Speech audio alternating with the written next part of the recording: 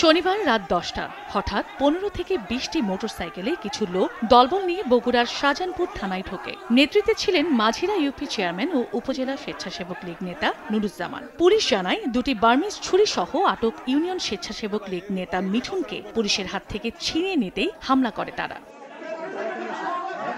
বাগবিতণ্ডার এক পর্যায়ে শুরু হয় হাতাহাতি। পরে পুলিশের সঙ্গে হামলাকারীদের সংঘর্ষ হয়। হামলাকারীরা মাঝিরা বন্দরে ঢাকা রংপুর মহাসড়ক অবরোধ করে। সেখান থেকে তাদের সরাতে গেলে পুলিশকে লক্ষ্য করে ইট পাটকেল ছুঁড়তে থাকে। এ সময় ৫ পুলিশ সদস্য আহত হন। মিঠুনের পকেট থেকে চাকু পাই এবং ভাই ওর ড্রয়ারের ভিতর থেকে আমি চাকু পাই, ভাই 2টা চাকু পাইছি। ওকে গ্রেপ্তার করার পরে নুরুজ্জামান চেয়ারম্যান আমাকে রিং দেয়।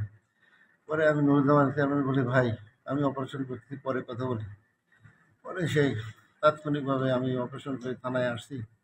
আমি ওর সাথে কথা বলতে বলতে সে থানায় এসে গ্রাহক আমাদের মারধর করে। ভাই 1, 2, 3 ঢাকায় জমি জিতে নিন 100% ক্যাশব্যাক সহ 20 কোটি টাকার পুরস্কার। সবার একটু মোটামুটি ভালোই আঘাত লেগেছে। তার মধ্যে দুজনের আঘাত একটু গুরুতর মনে হচ্ছে, যার জন্য আমরা দুজনকে ভর্তি রাখতেছি।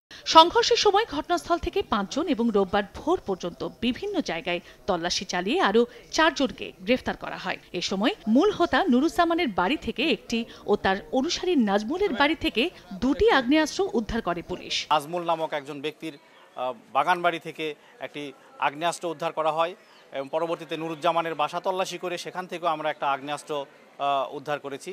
আমাদের এই সংক্রান্তে পরবর্তী আইনগত ব্যবস্থা গ্রহণ প্রক্রিয়াধীন। শনিবার রাত 9:15টার দিকে উপজেলার আড়িয়া বাজার থেকে ইউনিয়ন স্বেচ্ছাসেবক লীগের সাধারণ সম্পাদক মিঠুনকে 2টি বার্মিজ চাকু সহ আটক করে পুলিশ।